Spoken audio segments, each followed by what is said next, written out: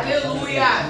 Como diz o evangelista Robert, não tem nada combinado, mas queria que vocês abrissem a Bíblia de vocês lá no livro de Amós, mais um profeta menor. E se algo que for falado aqui for de acordo com o que a missionária Márcia orou, que a pastora Valéria falou, nós não nos falamos hoje e nada foi combinado. Então, assim, Amós, capítulo 8, eu vou estar lendo apenas alguns versículos que tem pelo título A visão de um cesto de frutos, ameaças contra Israel. E a palavra diz assim: O Senhor Jeová assim me fez ver, e eis aqui um cesto de frutos do verão. E disse: Que vês, Amós? E eu disse: Um cesto de frutos do verão. Então o Senhor me disse: Chegou o fim sobre o meu povo Israel. Daqui por diante nunca mais passarei por ele. E lá no versículo 11 diz assim: Eis que vem dias, diz o Senhor Jeová, em que enviarei fome sobre a terra, não fome do pão, nem sede de água, mas fome de ouvir a palavra do Senhor. E irão vagabundos de um mar até o outro, e do norte para o oriente, correrão por toda parte, buscando a palavra do Senhor, e não a acharão. A igreja pode se sentar. Então, esse Amós, ele era um dos profetas menores. Ele era um pastor de ovelhas, um cultivador de figos. Por isso o Senhor usar uma simbologia daquilo que ele poderia entender. Por ele ser um cultivador, catador de figos, o Senhor, ele sempre usava algo que a pessoa pudesse entender. Amós, ele era da cidade de Tecoa, localizada no sul de Jerusalém, no reino de Judá. E apesar dele ser um humilde pastor, catador, cultivador de figos, ele não era filho de sacerdote, ele não era filho de profeta, ele não era filho de um homem importante. Ele era um comerciante, pastor de ovelhas. Mas o Senhor o chama para profetizar, não no reino de Judá, mas para o reino de Israel, durante o reinado de Jeroboão II.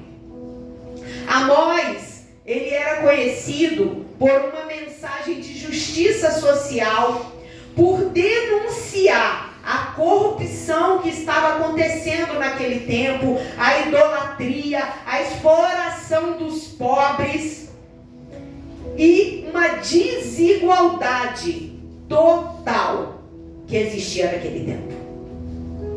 Ele pregou, se lermos todo o livro, contra a injustiça, contra a desigualdade, e dava sempre ênfase na justiça, na misericórdia e no temor do Senhor. O tema central do livro de Amós, ao qual ele escreveu, eu fui pegar até uma colinha, que é a denúncia profética contra a injustiça social, o materialismo, a corrupção do reino de Israel. Israel abandonou todos os preceitos do Senhor, foi se tornar um povo idólatra, mexido com todos os deuses de Dan, explorando os pobres, se tornando rico, vivia em meio à riqueza, mas uma riqueza do meio da corrupção, de pisar sobre os outros para ganhar dinheiro. E chegamos aqui em Amós 8. Encontramos aqui, como eu li, um profundo pronunciamento do Senhor através desse profeta. E num momento totalmente crucial sobre aquele povo de Israel, ao qual o Senhor faz Amós ter a visão de um cesto de verão, mostrando para nós a simbologia, indicando que chegaria o fim do povo de Israel. Chegaria um juízo, na verdade, sobre o povo de Israel. Se nós olharmos para os frutos de verão, e vamos falar que hoje, quais são os frutos de verão? Colhemos abacaxi, laranja, limão, laranja, acerola, podemos fazer suco para que possamos beber, para quê? Para haver uma hidratação sobre a nossa vida. E figos, porque Amós entendia de figos, ele entendia do cultivo, de colher o fruto. Por isso o Senhor usava aquilo que ele pudesse entender para levar uma revelação para aquele homem humilde. Só que os figos, as frutas de verão, ao qual o Senhor queria revelar para o teu servo, para revelar para o povo, na verdade, era o povo de Israel.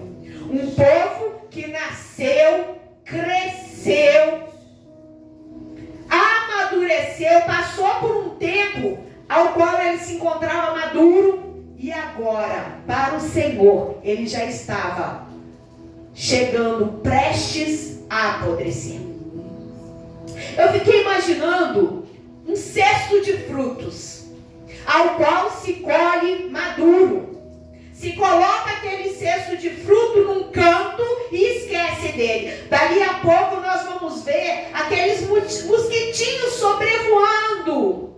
Porque basta uma maçã podre para que todas as demais também apodreçam. E começa um a apodrecer o outro. Um jeito que todas aquelas frutas em algum momento vão estragar. Deus, ao mostrar aquelas cestas de frutos, é como se ele dissesse assim: eu já não estou me agradando mais do cheiro que está sendo exalado do meu povo. Já tem mosca sobrevoando, a casca já está amolecida, o cheiro de podridão do pecado, da idolatria, da corrupção já tem me incomodado. O mau cheiro e a podridão que representava a corrupção imoral, a iniquidade daquele povo, que foi generalizando de uma forma tão grande, que levou aquele povo a um juízo divino.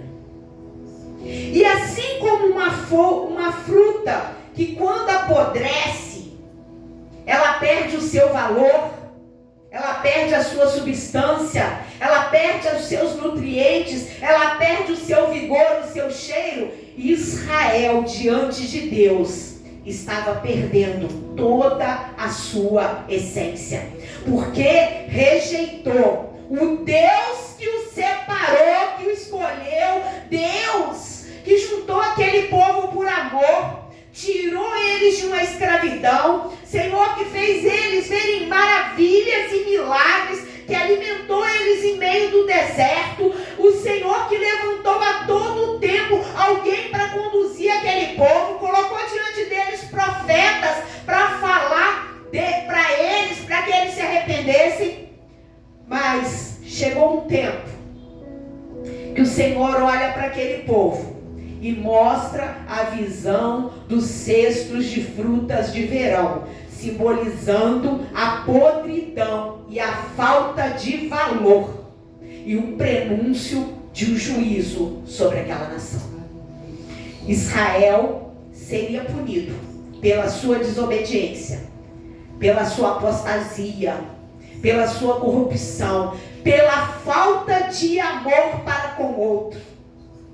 E nós vamos ler um texto aqui que é triste imaginar o que um fazia com o outro por dinheiro. E essa passagem, ela é um alerta para os dias de hoje, de uma injustiça social, de ganância, de desprezo pela palavra de Deus.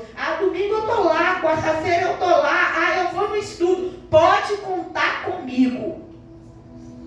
E cadê?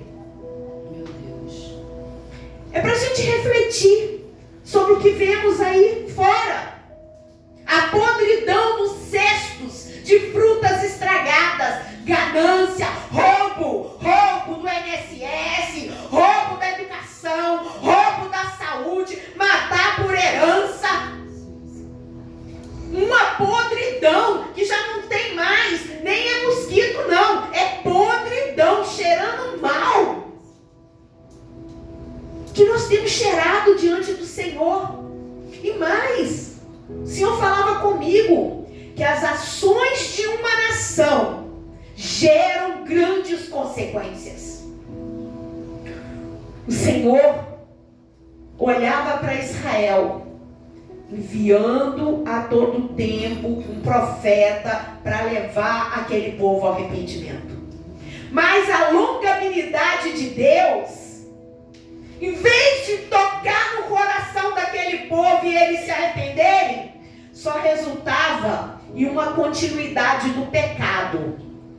Assim como o salmista diz claramente que é um abismo levando e puxando para outro abismo. Era um que era corrupto e o outro se tornava corrupto. Um ia para a idolatria e levava o outro para a idolatria. Um ia para a injustiça, para a ingratidão, esqueciam de tudo que Deus fez. Tantos anos no deserto e o sapato não acabou, a roupa não acabou, não faltou comida, não faltou água, não faltou a nuvem, não faltou a coluna de fogo, não faltou nada para eles. Ingratidão de um povo amado, ao qual todo momento o Senhor estava pronto a perdoar Israel, bastava arrependimento. E aqui no versículo 3 diz assim: mas os cânticos do templo serão ouvidos naquele dia, diz o Senhor Jeová. Multiplicar-se-ão os cadáveres em todos os lugares, serão lançados fora em silêncio.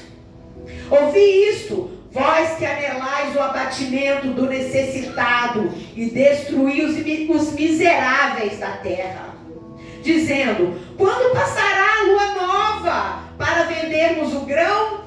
E o sábado para abrirmos os celeiros de trigo, diminuindo o efa, aumentando o ciclo e procedendo dolosamente com balanças enganosas, para comprarmos os pobres por dinheiro e os necessitados por um par de sapato? E depois vendemos cascas do trigo. Jurou o Senhor pela glória de Jacó: eu não me esquecerei de todas as suas obras para sempre. Por causa disso, não se comoverá a terra? E não chorará todo aquele que habita nela? Certamente levantar-se-á toda com grande rio e será arrojada e se submergirá como o rio no Egito. Isso sucederá naquele dia, diz o Senhor. Farei que o sol se ponha ao meio-dia e a terra se entebreça em dia de luz. E tornarei as vossas festas em luto e todos os vossos cânticos em lamentações. E aparecerá saco sobre os lombos e calva sobre as cabeças. E farei que isso seja como o luto de um único filho e o seu fim como o dia de amargura. Pesado demais a gente ler tudo isso. Triste demais a gente ler tudo isso. Entender que o povo de Israel seria entregue aos inimigos. Que haveria guerra, haveria cativeiro, haveria cadáveres por todos os lugares. Os louvores que aquele povo deixou de cantar para alegrar se transformariam em lamentações e choro.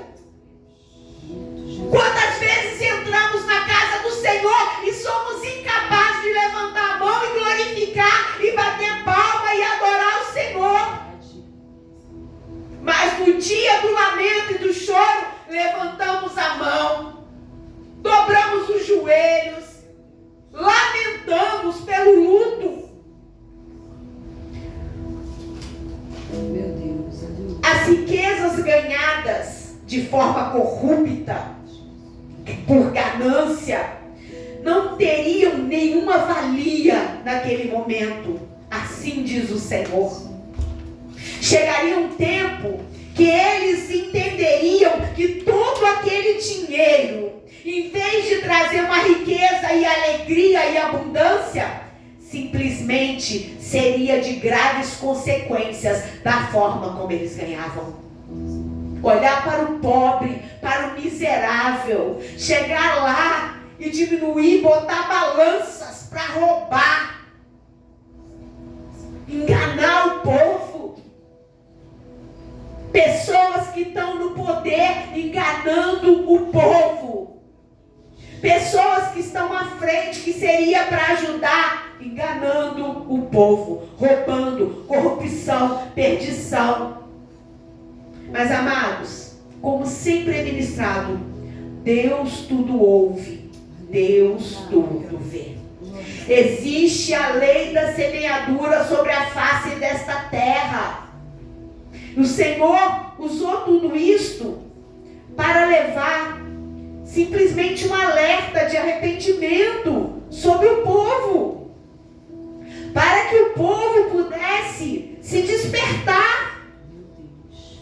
Se o povo chegasse a se arrepender dos caminhos maus, do caminho de injustiça, do caminho de idolatria, verdadeiramente o Senhor olharia para aquele povo com misericórdia, com amor, porque Ele é longânimo, Ele é longânimo, e faria com que tudo aquilo passasse diante deles. Mas como eu li no versículo 11, como consequência, haveria uma grande fome sobre a face da terra. Eu sei. Não uma fome de pão, não uma sede de água, mas uma fome da palavra de Deus. A palavra que eles rejeitaram, os profetas que eles rejeitaram. Em todo o tempo.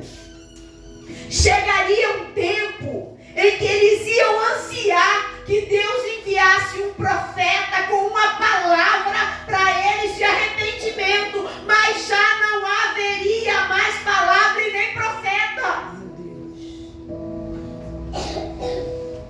Uma resposta a tanto tempo de rejeição da palavra do Senhor. E aquelas pessoas, como diz ali no versículo 11, eis que vem dias, diz o Senhor Jeová, em que enviarei fome sobre a terra, não fome de pão, nem sede de água, mas de ouvir a palavra do Senhor. E irão vagabundos de um mar até o outro, do norte até o oriente, correrão por toda parte buscando a palavra do Senhor, mas não a acharão.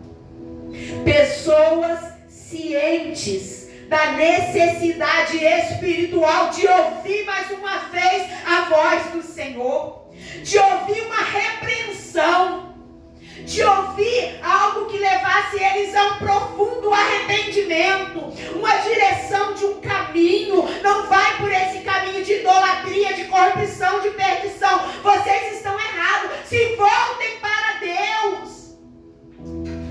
Mas um silêncio se faria sobre a face da terra. E amados, fiquei imaginando eles baterem em tantas portas como a porta da Admog, e a porta já não estará mais aberta. Procurarão por profetas e já não os encontrarão. Procurarão por pastores, missionários, evangelistas e já não encontrarão. E olhamos, mas era o tempo de Amós. Não, o Senhor falava essa palavra e ela é viva para os dias de hoje. Ela vai acontecer futuramente. Haverá um tempo de perseguição sobre a face desta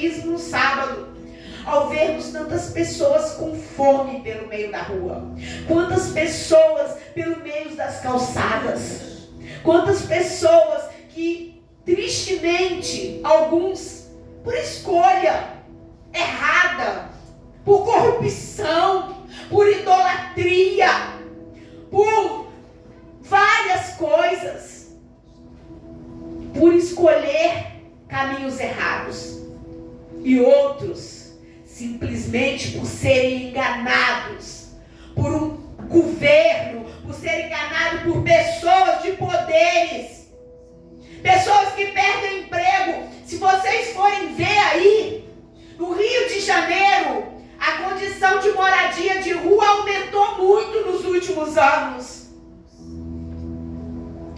E nós olhamos para essa palavra e achamos que isso aí foi há milhares de anos atrás. E vai haver um tempo de anorexia espiritual. Anorexia é um distúrbio alimentar. Pessoas que sofrem dessa doença comem muito pouco, e por comerem pouco, emagrecem muito rápido. E por emagrecer muito rápido, todos os órgãos do seu corpo são comprometidos. Precisam urgentemente de procurar uma ajuda psicológica, uma ajuda médica. E quando encontram, antes de morrer, eles precisam começar a se adequar aos alimentos novamente. Precisa ser tomado gradativamente o alimento. Começar com um líquidozinho, um alimento que tem fácil digestão, com hora marcada, pouca quantidade, não pode pular os horários. Quem faz bariátrica entende bem isso. Comer de 3 em 3 horas, um copinho de café passado pela peneira. Amados, eu não estou querendo dar aula que eu nem entendo. Talvez a irmã Ventina entenda melhor. Mas eu não quero falar somente da anorexia física. Porque assim como ela existe, existe uma anorexia espiritual. Um mal que tem atingido milhares de pessoas. Falta de apetite espiritual. Que se torna comum nos dias de hoje. Muitas atividades, redes sociais, eventos, distrações que vão diminuindo o apetite espiritual. E vai se ficando comendo cada dia menos. E quanto menos se come, menos fome tem, menos apetite tem. Ao ponto de se comprometer. Os órgãos do corpo já não tem visão espiritual, já não tem uma mente de Cristo, já não tem um ouvido para ouvir mais a voz do Senhor. E junto com isso, que vai desaparecendo gradativamente o apetite, junto vem a falta, com a falta de apetite, vem a fraqueza, vem o desânimo, vem a anemia espiritual. E eu escrevi aqui alguns sintomas. Sensação de vazio, falta de energia para orar, perda de interesse pelas atividades na igreja, cansaço, apatia, sono, dificuldade para adorar ou de prestar um culto racional ao Senhor. Um sentimento de distanciamento e de um silêncio. Não consigo ouvir Deus falar comigo. Todo momento, um silêncio. E se talvez hoje você consiga sentir um sintoma desse na sua vida, é hora de um despertar, de procurar urgentemente uma reeducação alimentar e espiritual. Não adianta virmos aqui aos domingos e comer de um banquete, de uma sobremesa inteira, nos fartar fartar, até passar mal, porque a glutonaria também é pecado. Mas os outros dias da semana, como é que fica? Precisamos de um arroz com feijão diário, uma salada, precisamos de água, precisamos de nos hidratar, precisamos de constância e permanência. Se eu tenho 5 minutos só, então eu vou ler um versículo, eu vou ler a palavra, eu vou ajoelhar, eu vou orar, eu vou ouvir um louvor. Amanhã eu tiro 10, depois 15, depois 20. O que eu não posso é hoje não tirar nada, amanhã nada tirar. Vai chegar um tempo que eu vou ter mais fome. Aí sabe o que acontece? A palavra começa a causar enjoo. Aí chega aqui, vem o sono, vem o cansaço. E já não suporta mais o tipo de alimento que lhe é oferecido. Talvez vai ter que voltar a começar com pequenas porções de leitinho.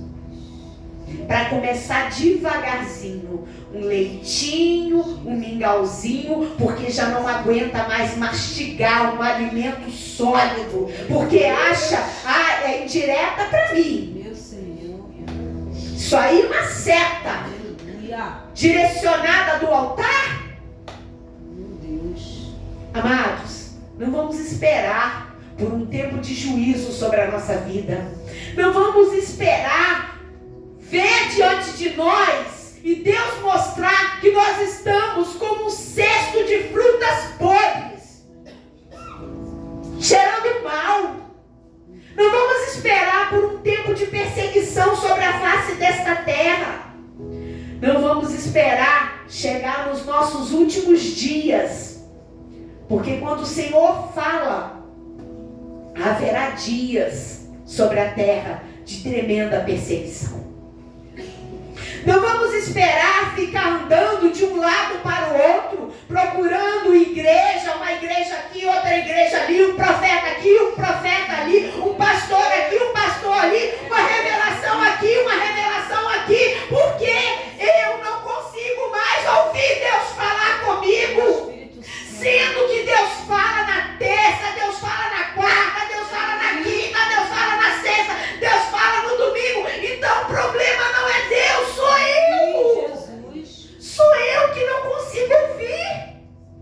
Sou eu que não consigo ouvir o chamado do Senhor para a minha vida, trazendo um despertamento para um arrependimento.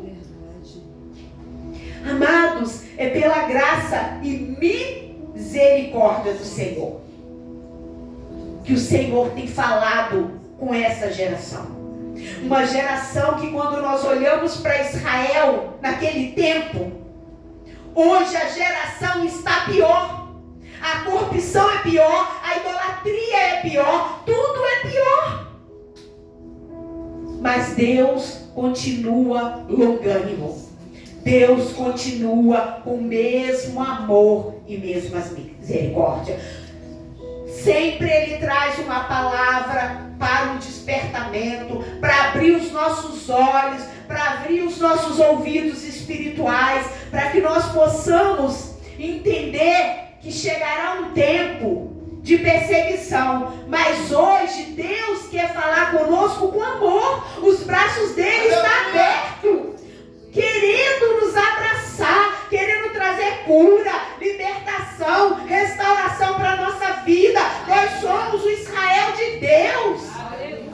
O Israel celestial, menina dos seus olhos. Nós somos uma geração eleita, um povo escolhido e separado do Senhor. Lá fora existe um cesto de frutas do verão podre, cheirando mal, mas Ele quer contar com os profetas, com os amores, humildes, pastores, colhedores de figos, ao qual Ele chama para um grande propósito. Aleluia.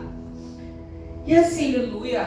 qual é o tempo e em que tempo você tem se dedicado a se alimentar espiritualmente? Israel, se ele tivesse dado ouvidos ou alguém naquela nação tivesse dado ouvidos, obedecido, se arrependido de tudo aquilo, o Senhor não levaria o povo cativo por tantos anos como eles ficaram. Aquele povo não ia ver muitos morrerem, famílias sendo separadas para um lado e para o outro, tendo que conviver com outros povos. Viver um tempo longe da terra prometida, da terra que emana leite e mel. Aleluia. E assim, o Senhor falava comigo que toda dor e todo sofrimento e toda amargura e toda tristeza, muitas vezes sou eu e você que procuramos com os nossos próprios pés. O Senhor nos chama, o Senhor tem um chamado, porque lá em Jeremias diz que quando nós estávamos em formação no ventre da nossa mãe, o Senhor já nos chamava pelo nome. Aleluia. E nos chamava para um propósito. Aleluia. Não é qualquer, é para um propósito. O uso o Senhor daria para pastores, outros para diáconos, profetas. Há um chamado sobre a sua vida. Você precisa saber qual é o chamado que o Senhor tem para a sua vida. Aleluia. Assim como Deus chamou Amós naquele tempo. Amós, hoje você pode se achar pequeno, humilde, um pequeno pastor de ovelhas, um colhedor de figos. Mas sou eu que coloco a minha palavra na tua boca, não é você. Quem vai falar sou eu através da tua vida. Tudo que eu quero é a sua disponibilidade para falar para o povo. E nesta noite, o Senhor quer falar com a igreja de Mogue, com o seu povo. Que se tem algum sintoma de fraqueza espiritual, alguém que já não está espiritualmente como estava. Domingo eu estava ali, a pastora ministrando, eu falei: Senhor, eu quero voltar ao primeiro amor. Senhor, eu quero voltar às primeiras obras. Senhor, eu quero voltar a ouvir a tua voz como eu ouvia antes. Senhor, eu quero virar a madrugada contigo. E é isso que o Senhor quer. É dentro de nós sentir a falta da presença, sede e fome da presença do Senhor. Não fome de um pão duro que pode matar a nossa fome. Não fome de uma quentinha que nós podemos levar lá fora e matar a fome, de um guaravita, de uma água que vai matar a sede. Mas é fome do pão da vida. É sede das águas que jorram do trono de Deus. Pão que nós nunca mais vamos sentir fome. Uma água que nunca mais vamos sentir sede. Se você já não ora como você orava mais, se você não lê a palavra como você lia mais, se você não jejua como você jejuava mais, se você não louva, não adora como você adorava mais, se você não ministra uma palavra como você ministrava anteriormente, a noite é essa. Jogue esse cesto de frutas estragadas do verão fora da sua vida. E não espere um tempo de você precisar de bater em portas, de pedir. Eu quero uma palavra. Aproveita que o tempo é agora. Aleluia. E esta é a palavra de Amós para nós hoje. A alma faminta, ela não se alimenta de dinheiro, de corrupção, de frutas podres, de vaidade, de enganos, de ganância, de coisas lá do mundo. Nome lá no mundo não agrada a Deus. Títulos lá do mundo não enche os olhos do Senhor. A alma faminta, ela precisa ser alimentada do alimento que vem do trono de Deus. Sem Jesus, o homem morre de fome. Sem Jesus, o homem morre de sede. Porque o nosso espírito, ele tem fome da presença do Senhor. O vazio que existe na nossa alma só será ocupado quando abrirmos o nosso coração verdadeiramente para o Espírito Santo de Deus habitar, fazer morada. E não, hoje eu quero que o Espírito Santo me visita. O Espírito Santo é uma pessoa, ele é o nosso melhor amigo, ele tem que caminhar conosco em Desde que eu li Bom Dia Espírito Santo, eu aprendi a toda manhã, e isso eu falo porque o Senhor conhece o meu coração. Eu não desço a escada do meu dia sem falar: bom dia Espírito Santo, me acompanha, seja comigo, refreia a minha língua, me dê mansidão, me dê domínio próprio, seja comigo. Você é o meu melhor e verdadeiro amigo. Se você não tem um amigo, se você não tem amiga, você tem o Espírito Santo. É Ele. E a pergunta nessa noite é: de que você tem tido fome? Muitos hoje têm fome de milagres, têm fome de prosperidade, têm fome de mansões, têm fome de fama, de ser reconhecido e conhecido. Muitos têm fome de cura, de libertação, de restauração. Mas Jesus nesta noite nos convida a ter fome da palavra dele. Aleluia. Porque a palavra do Senhor, ela pode trazer infinitamente mais e melhor do que tudo que pedimos e pensamos. Jesus, ele te convida nesta noite a ter um encontro com ele, verdadeiro. Aleluia. Assegurado de toda a anorexia espiritual, da falta de apetite, da falta de orar, a falta de ler a palavra, do desânimo, tudo aquilo que vem como sintoma sobre a nossa vida. O Senhor nesta noite quer nos libertar e nos curar. Ele é Jeová Rafá, Ele é o médico dos médicos, é Ele que derrama cura sobre a nossa alma, sobre a nossa vida, e tudo aquilo que vem trazer desânimo sobre a nossa vida, uma anemia espiritual, um cansaço espiritual. Nesta noite o Senhor quer dar uma ordem sobre a nossa vida, para tudo isso bater em retirada da nossa vida, porque a palavra tem sido ministrada, a palavra tem sido pregada. Não dá para falar que vamos ter fome ou sede, porque o Senhor tem dado, por misericórdia dele sobre a nossa vida, um banquete que tem sido preparado. Nesta noite, o Senhor quer trazer uma restauração espiritual para nós, um avivamento, um renovo espiritual. Tudo aquilo que pode está vindo sobre a sua vida, lute contra a sua carne, lute contra a podridão da nossa carne, e declare nesta noite: se eu não orava, se eu não lia a palavra, se eu não jejuava, se eu não louvava, a partir de hoje eu vou tirar um tempo e vou ler, nem que seja um versículo para aplicar na minha vida, e ter ele para aplicar na vida de outro.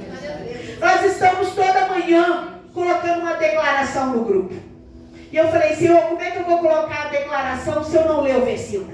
Então faça isso. Você que está fazendo o rever, que está declarando, e quem não está, pegue aquele versículo, aplique ele na sua vida. Comece com leitinho, comece com pequeno leitinho, com pequeno mingauzinho, e eu creio que daqui uma semana, daqui um mês, você vai estar pregando para outros, você vai estar levando cura para outro, restauração para outro, porque Deus quer te usar. Senhor, quer nessa noite levantar nós, levantar Abacuque nessa geração, que ainda, como foi ministrado, ainda que a figueira não floresça, ainda que não haja gado, ainda que não haja dinheiro na conta, ainda que não haja um celeiro cheio, ainda que não tenha suprimento dentro do seu lar, ainda que tenha contas para serem pagas, todavia eu me alegrarei no Deus da minha salvação, porque Ele tem nesta noite cura, libertação e vida para você. E assim, eu agradeço a minha rica oportunidade, mas eu queria pedir nesta noite, se existe alguém aqui que está com algum desânimo espiritual, com alguma anemia, com algum cansaço, que não tem conseguido orar, que não tem conseguido ler a palavra, que não tem jejuado, que não tem sentido a presença do Senhor, venha até o altar. Não saia daqui do mesmo jeito que você entrou. Não vá para sua casa, não vá para sua casa, porque Deus falou que a anorexia espiritual nesta